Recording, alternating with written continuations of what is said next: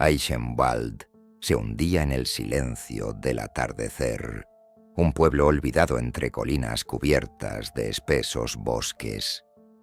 Los últimos rayos del sol teñían el horizonte de un rojo opaco, una luz que parecía desangrarse mientras desaparecía lentamente detrás de los árboles.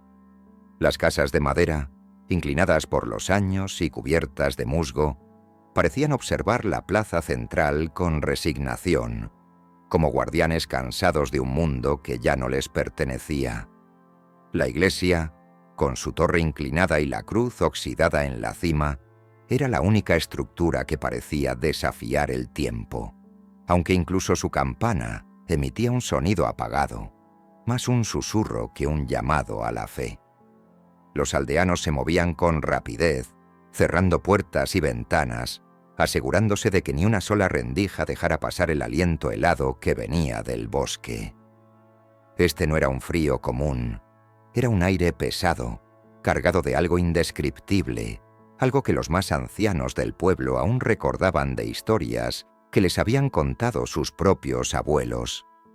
Los pasos de los habitantes se apagaban en la grava del suelo, y las pocas palabras que intercambiaban eran dichas en susurros, como si temieran que el bosque pudiera escucharlos. En el límite del pueblo, la casa de Clara Vogel se encontraba a poca distancia de los primeros árboles del bosque. Era una construcción modesta, de paredes irregulares y techo inclinado, sostenida por vigas que alguna vez habían sido fuertes, pero ahora mostraban grietas. La casa estaba rodeada de hierbas salvajes que Clara había domesticado para su oficio como herbolaria, un conocimiento que le había dejado su madre antes de que la fiebre la reclamara hacía casi 10 años. Dentro de la casa, Clara trabajaba en silencio, sus manos ágiles triturando hojas secas en un mortero de piedra. Su cabello oscuro estaba recogido en un moño bajo y su expresión era dura, casi severa.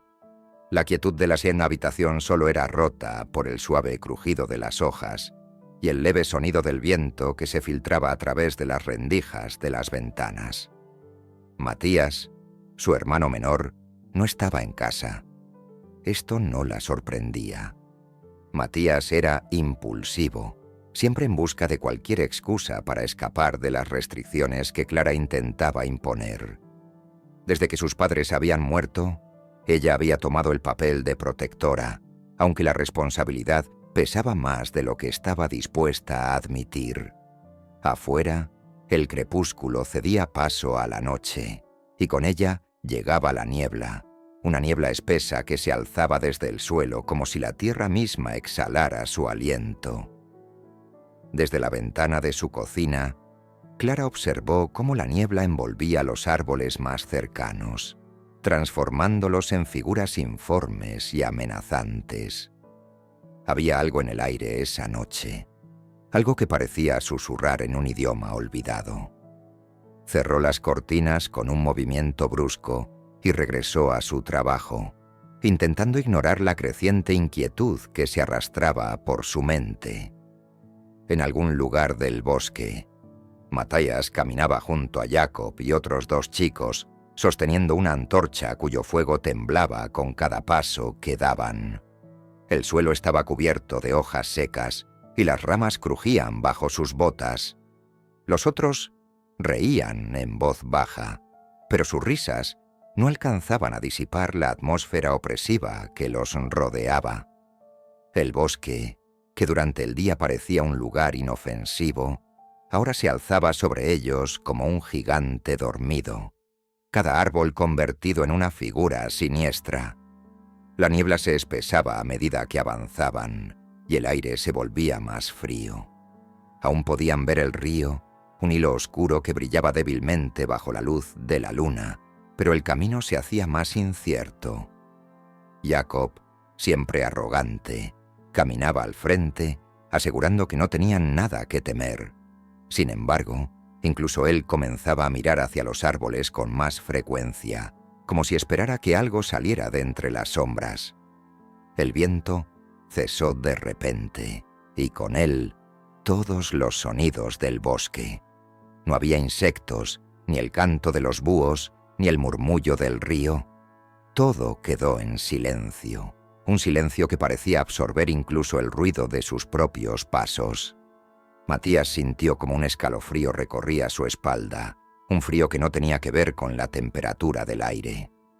Levantó la vista hacia el cielo, esperando encontrar consuelo en las estrellas, pero la niebla lo había cubierto todo. Era como si el bosque se hubiera cerrado sobre ellos, aislándolos del mundo exterior. Entonces, lo escucharon. Un sonido rítmico, metálico, como un tambor que resonaba en la distancia. El galope de un caballo. Los muchachos se detuvieron en seco, sus cuerpos rígidos como si hubieran sido congelados por el frío. El sonido se acercaba, cada vez más fuerte, más claro. Matías intentó convencerse de que se trataba de un viajero, alguien que había tomado un camino equivocado, pero algo en su interior sabía que no era así. Había algo en ese sonido que no era natural, algo que parecía resonar dentro de él, como un eco que llegaba desde algún lugar más allá del bosque. Las risas nerviosas de los otros chicos se desvanecieron, y sin decir una palabra, comenzaron a retroceder. Pero Matías no se movió. Una fuerza inexplicable lo mantenía en su lugar, como si el bosque lo hubiera atrapado. Y entonces lo vio. Entre los árboles, una figura oscura emergió de la niebla, montada sobre un caballo negro cuyo aliento se condensaba en el aire frío. El jinete sin cabeza. Su cuerpo estaba envuelto en una capa negra que ondeaba como si tuviera vida propia, y sus manos, enguantadas en cuero, sostenían una espada larga cuya hoja brillaba con un resplandor siniestro. Donde debería haber estado su cabeza, solo había vacío, un vacío tan oscuro que parecía devorar la luz. El caballo avanzó un paso, y el sonido de sus cascos rompió el silencio con un eco que retumbó en el pecho de Matías. El jinete alzó su espada, apuntando directamente hacia él, y en ese momento, Matías sintió cómo el aire abandonaba sus pulmones. Sus piernas, finalmente liberadas del peso que lo mantenía inmóvil, comenzaron a moverse y corrió. Corrió sin mirar atrás con el sonido de los cascos persiguiéndolo a través de la niebla. Cuando Matías llegó al pueblo, su rostro estaba pálido y su respiración era un jadeo entrecortado. Se desplomó en la entrada de la casa, sus manos temblando mientras intentaba articular palabras. Clara lo encontró allí, cubierto de barro y con los ojos abiertos de par en par, como si hubiera visto algo que su mente no podía comprender. Esa noche, mientras Matías dormía en un sueño inquieto, Clara se quedó despierta junto a la ventana. Afuera, el bosque permanecía envuelto en niebla, pero en la distancia, más allá de los límites del pueblo, escuchó un sonido que la hizo contener la respiración, el galope de un caballo, cada vez más fuerte, cada vez más cerca. Y en ese momento, supo que la leyenda no era solo un cuento para niños. El jinete había llegado a Eichenwald. El amanecer en Eichenwald llegó tímidamente, como si el sol dudara en mostrar su rostro al mundo. Una neblina persistente se aferraba al bosque y al pueblo, filtrando la luz en haces pálidos y enfermizos que parecían alargar las sombras en lugar de disiparlas.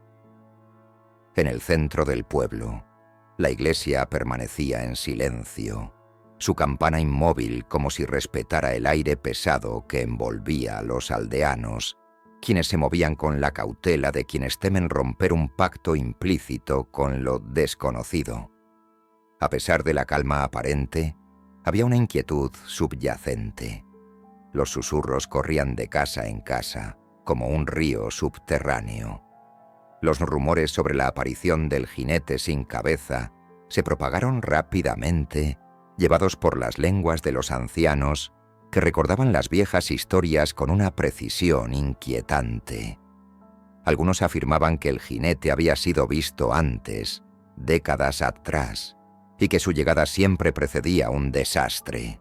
cosechas perdidas, incendios inexplicables, desapariciones. Otros, más jóvenes, trataban de descartar los rumores como supersticiones, pero incluso ellos evitaban mirar hacia el bosque. En la casa de los Vogel, Matías seguía atrapado en el sueño inquieto de la noche anterior.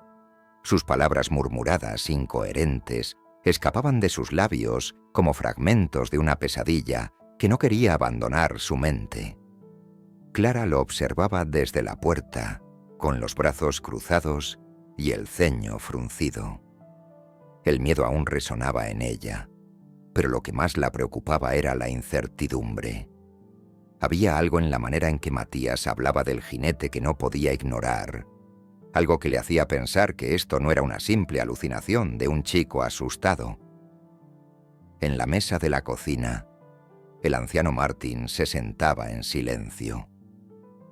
Había llegado temprano esa mañana, después de escuchar los rumores, y ahora aguardaba pacientemente, con las manos cruzadas sobre su bastón torcido.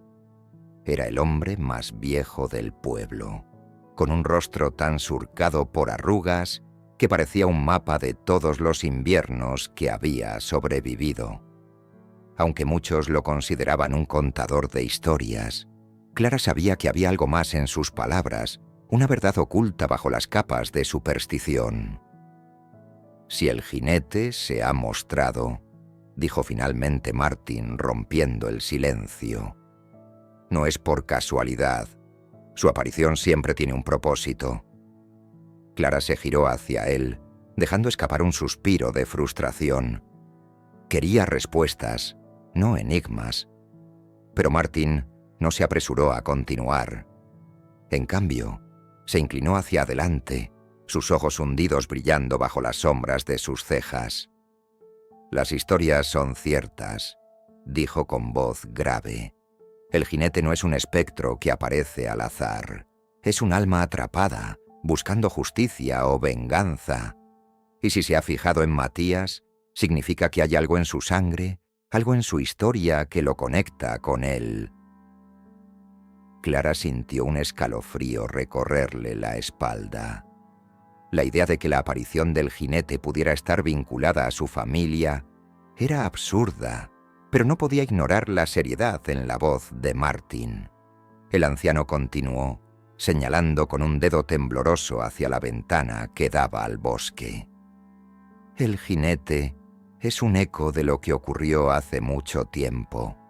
Los árboles de ese bosque guardan secretos que ni siquiera la tierra puede enterrar. Si quieres respuestas, debes buscar allí». Más tarde ese día, Clara dejó a Matías descansando y se adentró en el bosque, llevando consigo una pequeña linterna de aceite. Sabía que era una locura, pero la curiosidad y la necesidad de proteger a su hermano la impulsaban.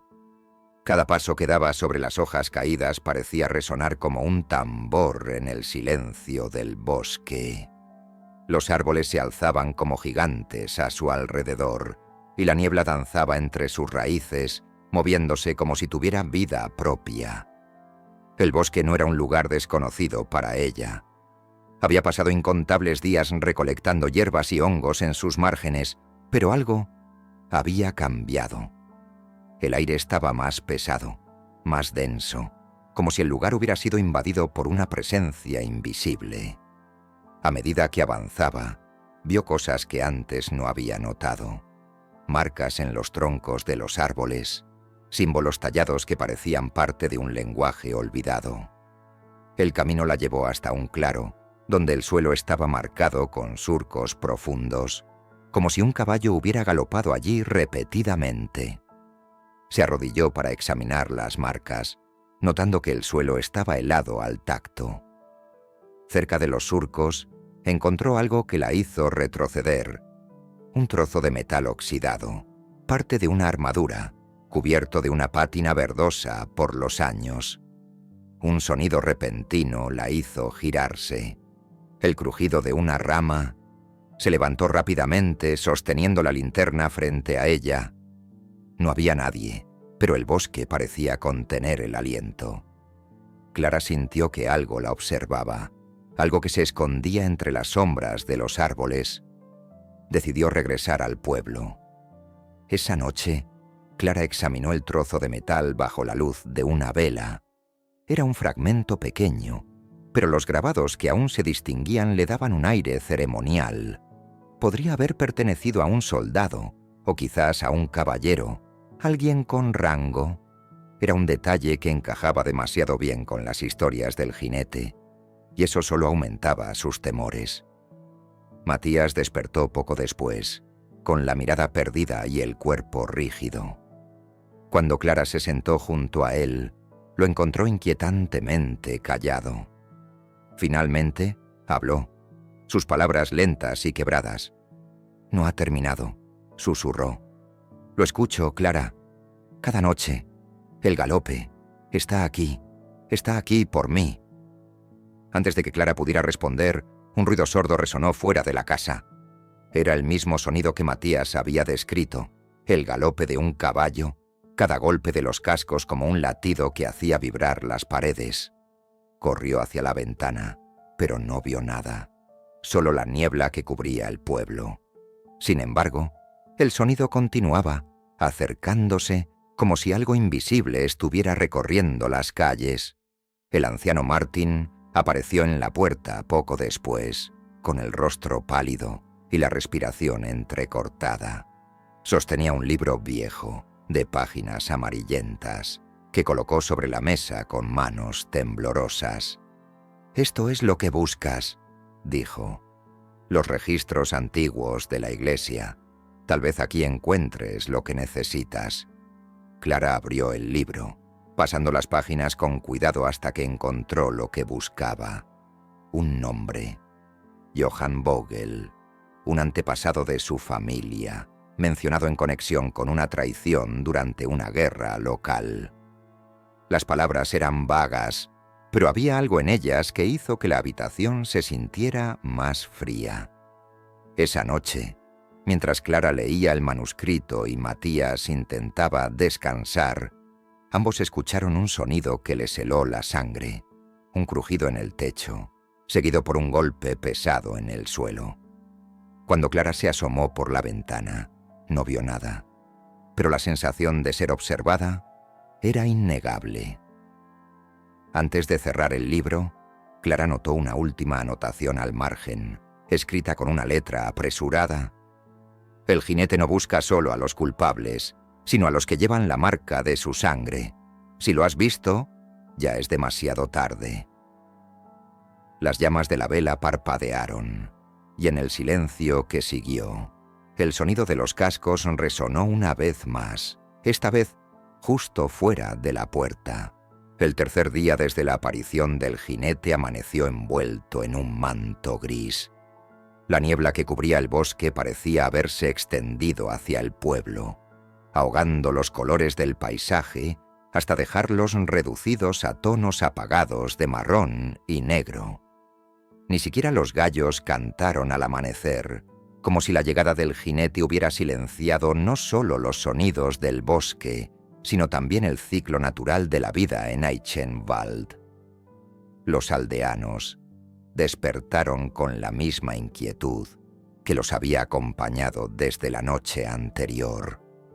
Las conversaciones en voz baja y los rostros pálidos hablaban de noches sin sueño, en las que los ecos de cascos lejanos se mezclaban con los crujidos de las viejas vigas de las casas. Algo estaba cambiando, y todos lo sabían, aunque nadie lo decía en voz alta. En la casa de los Vogel, Clara estaba sentada a la mesa, con el libro antiguo del padre Ludwig abierto frente a ella. Las velas, colocadas en las esquinas de la habitación, proyectaban sombras danzantes que parecían moverse con vida propia. Matías se encontraba junto a la ventana, mirando hacia el bosque, su rostro iluminado por una luz pálida que no parecía venir de ninguna fuente natural. El nombre Johann Vogel seguía resonando en la mente de Clara. Según los registros, había sido un comandante al servicio de un caballero local, Wilhelm von Schwarz, durante una guerra feudal hacía casi 2 siglos. Las notas mencionaban que Johann había traicionado a su señor, entregándolo a sus enemigos a cambio de riquezas. Von Schwarz fue capturado y ejecutado, decapitado en una ceremonia pública como símbolo de deshonra. Su cabeza nunca fue recuperada, y los documentos hablaban de extraños sucesos en el área poco después de su muerte. Incendios inexplicables, desapariciones y un jinete sin cabeza que aparecía en los caminos del bosque. Clara cerró el libro con un movimiento brusco. Sus pensamientos mezclados con fragmentos de las historias que había escuchado de niña. Los pecados del pasado no eran suyos, pero las acciones de Johann parecían haberse convertido en una sombra que los perseguía. Esa tarde, Clara decidió que no podía quedarse más tiempo en la incertidumbre. Sabía que la única manera de enfrentar lo que estaba ocurriendo era regresar al bosque. Matías, que había estado en silencio la mayor parte del día, insistió en acompañarla. Aunque Clara dudaba, algo en los ojos de su hermano le hizo ceder. No podía protegerlo encerrándolo. Lo único que podía hacer era intentar comprender la conexión que parecía tener con el jinete. El bosque los recibió con un silencio inquietante. No había pájaros, ni siquiera el murmullo de las hojas agitadas por el viento. El suelo, cubierto de hojas húmedas y raíces retorcidas, parecía absorber el sonido de sus pasos. A medida que avanzaban, Clara comenzó a notar los mismos símbolos tallados en los árboles que había visto antes. Formas angulosas, incomprensibles, que parecían formar parte de un lenguaje antiguo. Matías se detuvo de repente, su rostro pálido y sus ojos fijos en un punto delante de ellos. Clara siguió su mirada y vio un claro en el bosque. En el centro, un árbol enorme y retorcido se alzaba como un gigante moribundo. Sus raíces emergían del suelo, formando una red intrincada que parecía atrapar algo en su base. Al acercarse, vieron un objeto metálico semienterrado entre las raíces. Un cráneo. Pero no era un cráneo humano. Estaba cubierto de grabados que brillaban débilmente bajo la luz que se filtraba a través de las ramas. Clara sintió cómo su respiración se aceleraba, mientras Matías extendía una mano hacia el cráneo, como si estuviera siendo guiado por una fuerza invisible. «No lo toques», dijo Clara con un tono más firme del que pretendía. Matías detuvo su mano, pero sus ojos permanecieron fijos en el cráneo. Mientras Clara estudiaba el área alrededor del árbol, encontró algo más. Una losa de piedra enterrada parcialmente bajo la tierra y las hojas. La losa tenía grabados similares a los del cráneo, pero más elaborados, con figuras que representaban a un hombre arrodillado ante un grupo de figuras oscuras. Clara se dio cuenta de que este lugar no era solo un claro cualquiera, era un altar. Un lugar donde algo había ocurrido, algo que había dejado su huella en la tierra misma. El aire comenzó a cambiar. Una brisa helada se alzó de repente y los árboles alrededor del claro crujieron como si quisieran advertirles que se marcharan. Matías retrocedió instintivamente, pero Clara se mantuvo firme. Había algo en ese lugar que necesitaban entender. Entonces lo escucharon, el galope de un caballo. Lejano al principio, pero acercándose rápidamente. Clara sintió como el pánico se apoderaba de su cuerpo, pero no se movió. En su interior, sabía que no podían escapar de lo que estaba viniendo. El jinete sin cabeza emergió de la niebla como un espectro. Su caballo, negro como la noche, parecía flotar sobre el suelo, y su figura era aún más imponente que en los relatos. La capa negra que lo envolvía ondeaba como humo, y su espada brillaba con un fulgor que parecía emanar de las mismas entrañas de la tierra. Matías cayó de rodillas, incapaz de sostener la mirada en el vacío oscuro donde debería haber estado la cabeza del jinete. Clara En cambio, permaneció de pie, aunque su cuerpo temblaba. El jinete no se movió, pero su presencia llenó el claro como una tormenta silenciosa. Entonces, levantó su espada y la apuntó directamente hacia Clara. Por un momento que pareció eterno, no hubo más que silencio. Luego, el jinete bajó la espada y giró su caballo, desapareciendo en la niebla tan repentinamente como había llegado. Pero Clara entendió el mensaje. No estaban allí por casualidad. El jinete les había señalado algo que debían descubrir. De regreso al pueblo, Clara y Matías llevaron el cráneo y las piezas de la losa al padre Ludwig, quien pasó horas examinándolos bajo la luz de las velas. Finalmente, encontró una inscripción en la losa que tradujo con dificultad: «El honor arrebatado es la cadena que ata a los condenados. Solo la verdad puede romperla». La frase resonó en la mente de Clara. Si lo que decía era cierto, entonces la única manera de detener al jinete era enfrentar la verdad detrás de la traición de Johann Vogel. Pero, ¿cómo podrían hacerlo si la verdad había sido enterrada junto con él hacía siglos? Esa noche, mientras el pueblo dormía, Clara volvió a escuchar el sonido de los cascos, esta vez más cerca que nunca. Cuando miró por la ventana, vio una figura oscura al borde del bosque, inmóvil, vigilándola. Supo en ese momento que no había vuelta atrás. El pasado los había alcanzado, y ahora la única manera de sobrevivir era enfrentarlo. El capítulo termina con Clara tomando el fragmento de metal encontrado en el claro y colocándolo junto al cráneo en la mesa. Mientras lo hacía, una corriente de aire frío apagó las velas, y en la penumbra, Clara sintió algo detrás de ella. No se atrevió a voltear. La sombra del jinete no solo estaba en el bosque, ahora había entrado en sus vidas. La madrugada llegó con un cielo opaco, sin un solo rayo de sol que pudiera atravesar las nubes densas. El pueblo entero parecía atrapado en un amanecer perpetuo, donde la luz y la sombra se mezclaban en un gris que hacía difícil distinguir el día de la noche. En la plaza central, los aldeanos se reunieron en pequeños grupos, susurros cargados de temor recorriendo el aire. Algo había cambiado en Eichenwald desde que el jinete fue visto, algo más profundo que el frío constante o la niebla persistente. Era una sensación de inevitabilidad, de que lo que venía no podía ser detenido. En la casa de los Vogel, Clara se encontraba sentada frente al cráneo, encontrado en el altar del bosque. Lo había colocado cuidadosamente sobre un paño junto a la losa que contenía la inscripción, y en la tenue luz de las velas, los grabados parecían moverse, como si la piedra y el hueso guardaran una vida propia. Matías estaba sentado cerca, sus ojos hundidos por la falta de sueño, mirando al fuego como si buscara respuestas en las llamas. Había pasado las últimas noches escuchando el galope del jinete incluso cuando todo estaba en silencio.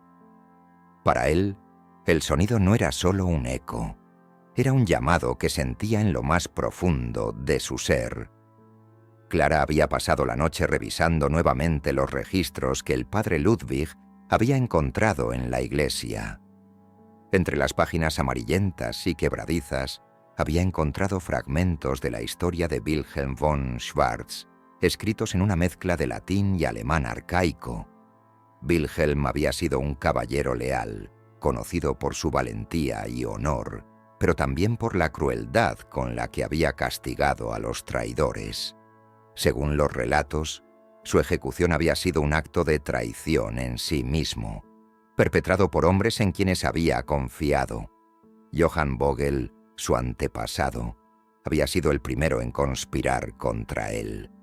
Los textos sugerían que Johann había recibido una recompensa significativa por entregar a Wilhelm, pero el precio de su traición no se limitó a las monedas. Se decía que Wilhelm, antes de ser decapitado, Había maldecido a sus enemigos y a todos sus descendientes, jurando que su espíritu no descansaría hasta que su honor fuera restaurado. Afuera, los aldeanos comenzaban a buscar culpables. La aparición del jinete había despertado temores antiguos, y con ellos, la necesidad de encontrar una explicación. Los rumores sobre la conexión de los Vogel con el jinete se propagaron rápidamente, alimentados por el miedo y la ignorancia. Jacob, el mismo muchacho que había acompañado a Matías al bosque, lideraba las acusaciones. «Es su culpa», dijo en la plaza, señalando hacia la casa de los Vogel. «Ellos trajeron esto al pueblo. Ese jinete no habría venido si no fuera por ellos». Los demás aldeanos, inseguros pero aterrorizados, comenzaron a susurrar entre ellos. Algunos, los más supersticiosos, sugerían que los Vogel debían ser expulsados para que el pueblo pudiera recuperar la paz. El padre Ludwig intentó calmar los ánimos, pero incluso su voz comenzaba a perder autoridad frente al creciente pánico colectivo. Dentro de la casa, Clara escuchaba los rumores que llegaban a través de las ventanas cerradas. No tenía miedo de los aldeanos, pero sabía que su desesperación los hacía peligrosos. Matías, en cambio, permanecía ajeno a las acusaciones. Su atención estaba completamente centrada en el jinete, en el llamado que sentía cada vez más fuerte. Esa noche, Matías no pudo resistir más. Cuando Clara finalmente se quedó dormida, tomó una linterna y salió de la casa en dirección al bosque. El galope, que solo él podía escuchar claramente, lo guiaba como un faro en la niebla. Sus pasos eran rápidos, pero su mente estaba en un estado de trance, como si una fuerza invisible lo arrastrara hacia las profundidades del bosque. Cuando Clara despertó y descubrió que Matías no estaba, supo inmediatamente a dónde había ido. Se cubrió con un abrigo, tomó la espada ceremonial que había encontrado junto al altar y salió tras él. El bosque la recibió con su habitual silencio inquietante, pero esta vez había algo más, una presencia palpable, un peso en el aire que hacía cada respiración más difícil. A medida que avanzaba, las ramas de los árboles parecían entrelazarse, formando un túnel oscuro que la dirigía hacia un destino que no podía ver. La niebla era más espesa que nunca, y el camino que conocía tan bien durante el día ahora parecía desconocido, como si el bosque hubiera cambiado su geografía en la oscuridad. Finalmente, llegó al mismo claro donde habían encontrado el altar. Matías estaba allí, arrodillado frente al árbol retorcido, con las manos apoyadas en las raíces.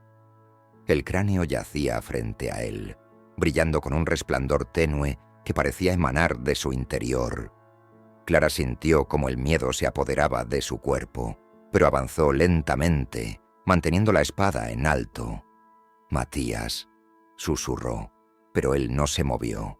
Sus ojos estaban abiertos, pero su mirada estaba perdida en un punto más allá de lo visible. Clara sintió como la temperatura descendía bruscamente, y entonces lo escuchó. El galope del jinete, esta vez más fuerte que nunca. El jinete apareció desde la niebla, su figura oscura y monstruosa envuelta en una aura rojiza que iluminaba el claro con una luz antinatural. Su caballo relinchó, y el sonido fue como un trueno que resonó en los huesos de Clara. Matías seguía inmóvil, como si estuviera hipnotizado por la presencia del jinete. Clara levantó la espada, apuntando hacia el espectro. Sabía que no podía luchar contra algo que no pertenecía a este mundo, pero no tenía otra opción. El jinete no avanzó. En cambio, levantó su propia espada, y en el aire frío resonó un grito que no era humano, un sonido que parecía contener siglos de dolor y furia. El jinete señaló hacia Matías con su espada, y Clara entendió que él era el objetivo. No era un ataque físico, sino una reclamación. Algo en Matías estaba conectado con el jinete, y éste no se iría hasta completar su objetivo. «¡No!», gritó Clara, avanzando hasta interponerse entre el jinete y su hermano.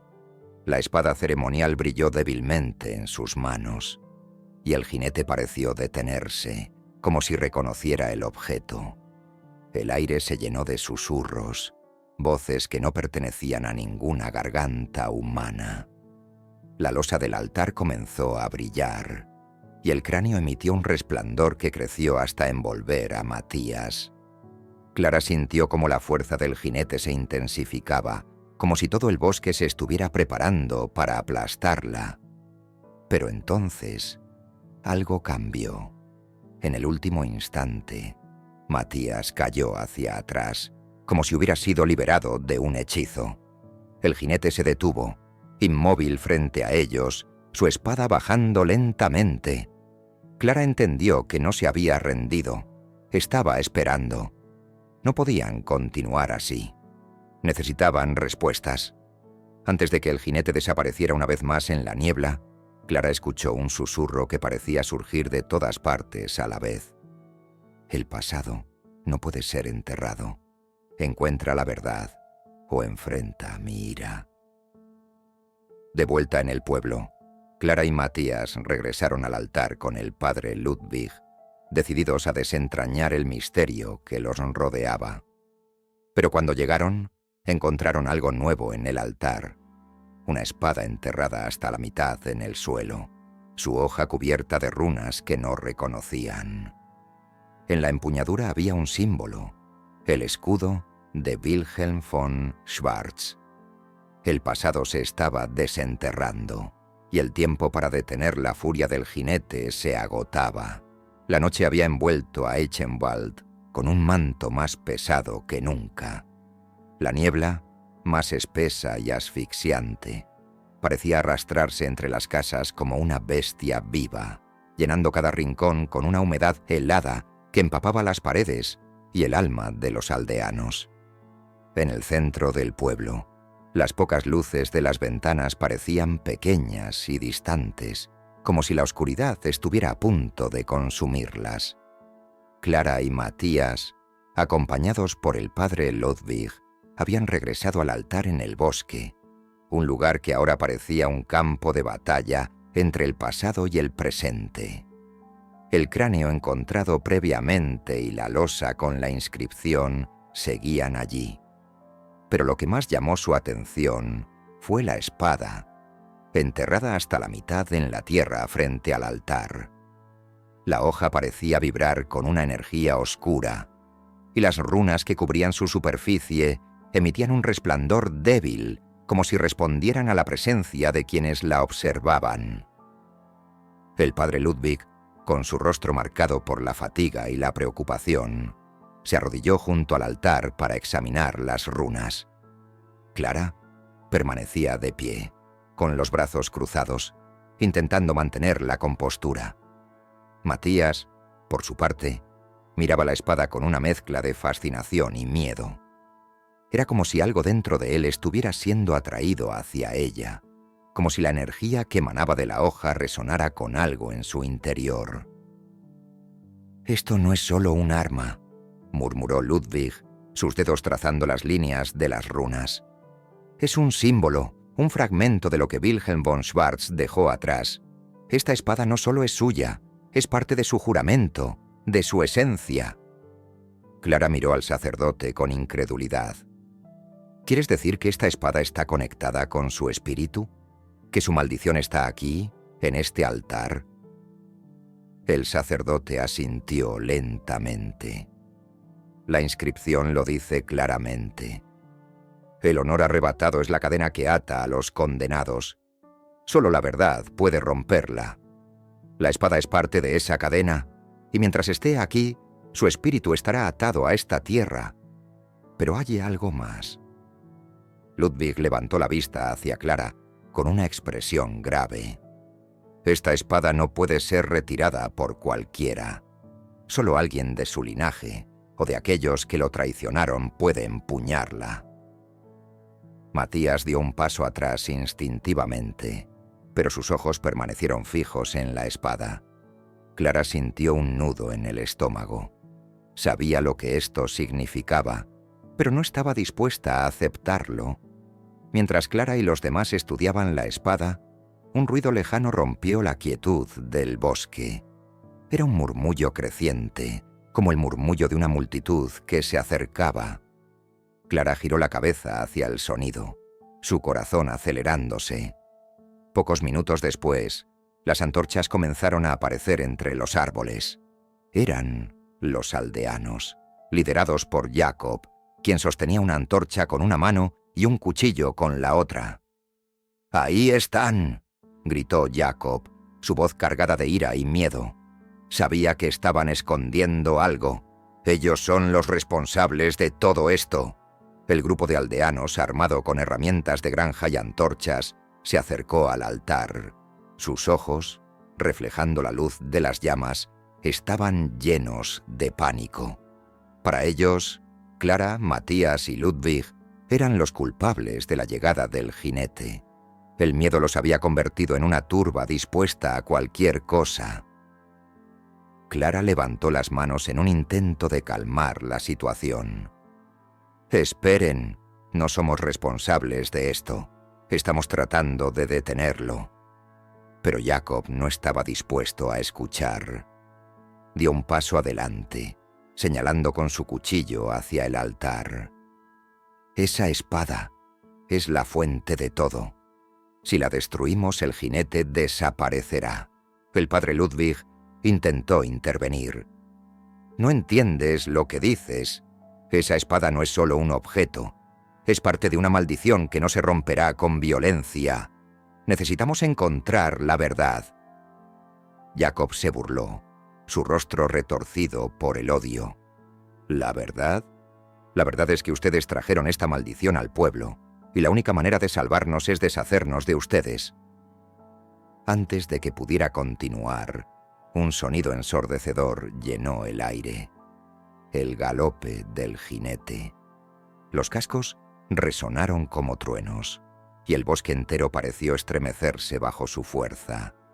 Los aldeanos se detuvieron, sus rostros llenos de terror, mientras el jinete sin cabeza emergía de la niebla. El jinete apareció montado en su caballo negro, su figura más imponente que nunca. La capa que lo envolvía parecía hecha de sombras vivientes, y su espada, levantada en el aire, brillaba con una luz siniestra. Los aldeanos retrocedieron, sus armas temblando en sus manos. Matías dio un paso adelante, como si fuera atraído por una fuerza invisible hacia el jinete. Clara lo sujetó del brazo, pero sintió como su hermano temblaba, su mirada fija en la figura espectral. «No te acerques», susurró Clara, aunque su voz estaba cargada de miedo. El jinete no atacó de inmediato. Permaneció inmóvil, su presencia llenando el claro con una energía sofocante. Luego, con un movimiento lento y deliberado, señaló hacia la espada en el altar.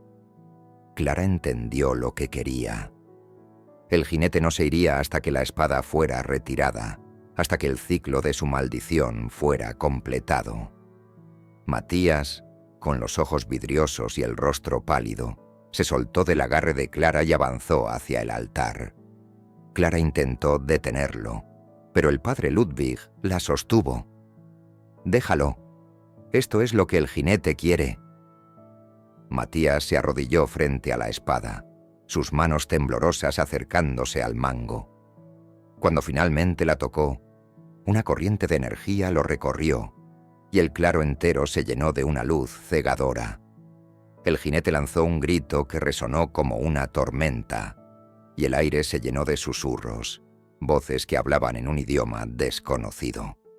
La espada comenzó a salir del suelo lentamente, como si algo la estuviera liberando. Pero a medida que lo hacía, Matías gritó de dolor. Clara corrió hacia él, sosteniéndolo mientras la espada finalmente se desprendía de la tierra. El jinete bajó su espada y se inclinó hacia ellos, como si estuviera observando lo que sucedía. Luego, con un movimiento rápido, desapareció en un remolino de sombras, dejando el claro en un silencio absoluto. Matías, agotado pero vivo, cayó al suelo, la espada aún en sus manos. Clara lo abrazó, sintiendo cómo su cuerpo temblaba, pero algo en el ambiente había cambiado. El bosque ya no estaba en silencio, el susurro de los árboles había regresado, y con él una sensación de calma inquietante. Sin embargo, Clara sabía que esto no había terminado. Habían liberado la espada, pero el jinete no había desaparecido. Ahora tenían la pieza final del rompecabezas, pero el tiempo para resolverlo se estaba agotando.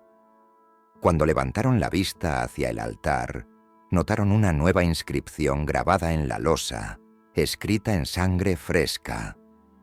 La verdad se acerca, pero el precio aún no ha sido pagado. La calma que había descendido sobre el bosque tras la desaparición del jinete era engañosa. Clara, Matías y el padre Ludwig regresaron al pueblo, pero las sombras del bosque parecían seguirlos. A medida que cruzaban la plaza central, los aldeanos los observaban desde las ventanas con miradas que oscilaban entre el miedo y la sospecha. La espada, envuelta en un paño, pesaba más en los brazos de Matías de lo que parecía físicamente posible. Clara sentía que cada paso la llevaba más cerca de un abismo invisible, uno que no podía evitar. En la iglesia, bajo la luz vacilante de los candelabros, colocaron la espada sobre la mesa donde habían estado estudiando los textos antiguos. Matías, pálido y agotado, se dejó caer en una silla. Clara se sentó frente a la espada, con las manos entrelazadas, mientras Ludwig pasaba las páginas de los manuscritos con una urgencia que nunca antes le había visto. «Esto no puede ser el final», dijo Clara, rompiendo el silencio. Su voz era firme, pero sus ojos traicionaban su miedo. «Hemos liberado la espada, pero el jinete sigue ahí. No se detendrá hasta que obtenga lo que busca». Ludwig levantó la vista, su rostro grave. «Lo que busca no es solo la verdad, busca justicia. Su honor fue arrebatado, y hasta que no se repare esa injusticia, seguirá atado a este mundo». Matías levantó la cabeza lentamente. «¿Cómo podemos reparar algo que ocurrió hace siglos?», preguntó, su voz apenas un susurro. Ludwig cerró el libro frente a él y dejó escapar un suspiro. «Hay una manera, pero no será fácil. Debemos devolver a Wilhelm von Schwarz todo lo que le fue robado. Su espada, su estandarte y su cabeza».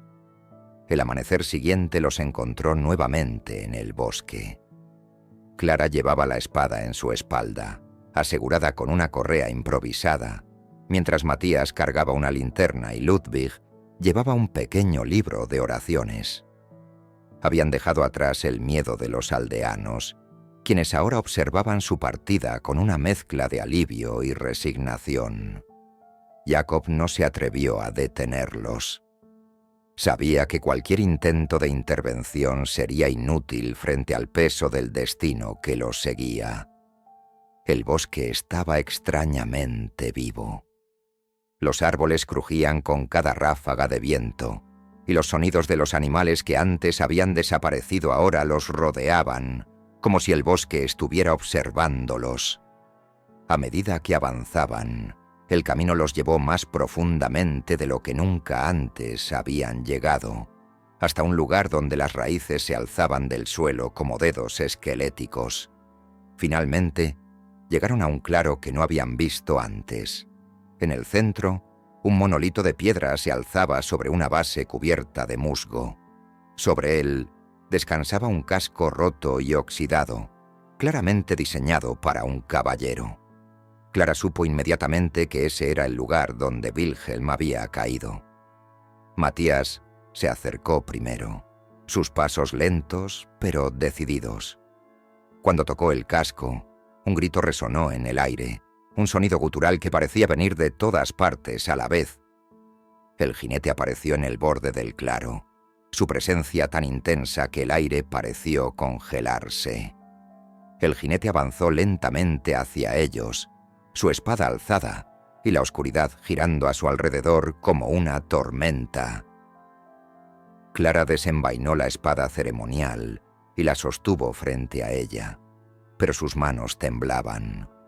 Matías retrocedió hacia Ludwig, quien murmuraba oraciones en voz baja, como un intento desesperado de protegerse.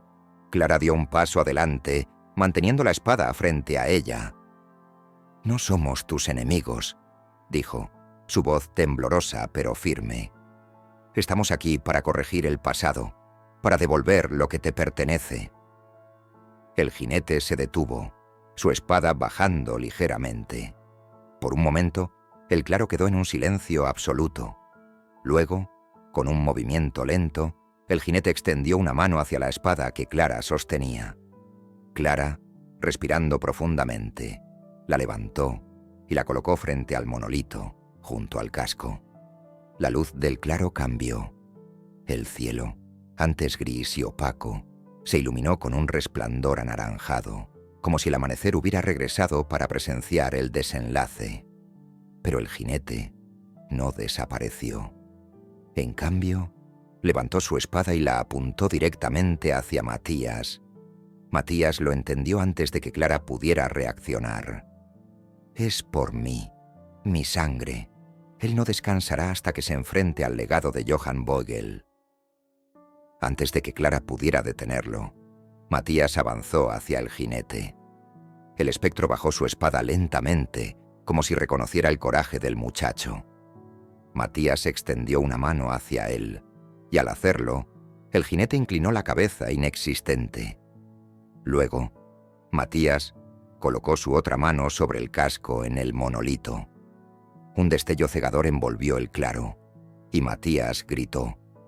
Clara corrió hacia él, pero fue detenida por una barrera invisible. Cuando la luz se desvaneció, el jinete estaba de rodillas frente al monolito, su espada clavada en el suelo. Matías yacía inconsciente junto a él, pero respiraba.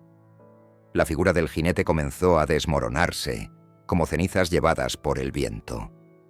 Antes de desaparecer completamente, su capa negra se elevó una última vez y un susurro recorrió el aire. «El honor ha sido restaurado. Mi alma, por fin, descansa». Cuando Clara y Ludwig ayudaron a Matías a levantarse, el monolito había cambiado. La inscripción en su base, antes ilegible, ahora decía: «Aquí yace Wilhelm von Schwarz, caballero traicionado, pero no olvidado. Que su espíritu vigile el honor de esta tierra». El claro estaba lleno de una extraña paz. Los árboles parecían más vivos y el aire era más cálido. Clara sintió que una pesada carga había sido levantada, pero sabía que el precio había sido alto. Matías estaba débil, pero vivo, y eso era todo lo que importaba. Cuando regresaron al pueblo, fueron recibidos con un silencio reverente. Los aldeanos, al verlos llegar con vida, entendieron que algo había cambiado. La niebla se había disipado, y por primera vez en semanas, el sol brillaba sobre Eichenwald. Semanas después, Clara dejó una ofrenda en el altar del bosque, un ramo de flores silvestres y la espada ceremonial. Matías había comenzado a recuperarse, pero algo en él había cambiado. Había madurado de una manera que Clara no podía explicar, como si llevara consigo una parte del jinete. La última vez que Clara visitó el altar, sintió una presencia familiar, pero no amenazante. Era como si los árboles la observaran con gratitud, y el viento susurrara un agradecimiento que no necesitaba palabras. Mientras regresaba al pueblo, se dio cuenta de que, aunque la maldición había terminado, la historia del jinete nunca sería olvidada. Eichenwald tenía un nuevo protector, uno que no necesitaba una cabeza para recordar su deber.